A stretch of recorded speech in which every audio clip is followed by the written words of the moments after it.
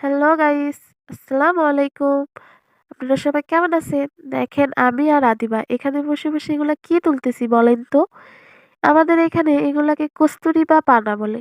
তো আমরা দুজনে মিলে এখান থেকে ৩-৪টা এগুলা ছিঁড়ে নিছি। তো এগুলা দিয়ে কি করব বলেন তো? এগুলা দেখে আমার সেই ছোট্টবেলার কথা মনে পড়ে গেল। ছোট্টবেলায় এগুলা দিয়ে অনেক খেলা করতাম। এগুলা দিয়ে পুতুল বানাতাম। তাই আমি ভাবলাম আমার মেয়েকেও এগুলা দিয়ে পুতুল বানিয়ে দেই। তো এখান থেকে কলা গাছ থেকে পাতা ছিঁড়ে আমরা দুইজনে বসে গেছি পুতুল বানাতে। তো এই যে দেখেন কত সুন্দর জায়গা। এখানে আমরা বিকেলবেলা আমি আর আদিবা দুজনে আসছি ঘুরতে।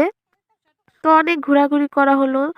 আমরা এখন বসে গেছি এগুলা দিয়ে পুতুল বানাতে।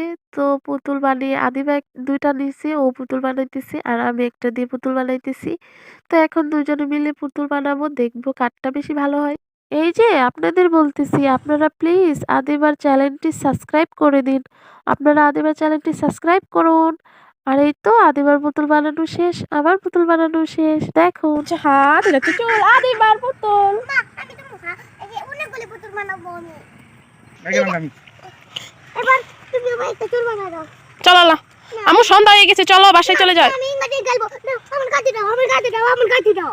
নাও। সেলফি কথা শুনছিলি না? কাল সেলফি তুলি অনেক মজা করলাম আমরা। চলো চলো এবার বাসায় নিয়ে আবার সুন্দর করে পুতুল বানিয়ে দিব। চলো, একটা দল দিয়ে পুতুল বানিয়ে দিছি আদিবাকে। এই তো আমরা এখন চলে যাচ্ছি। চলো আমরা এখন বাসায় চলে যাচ্ছি।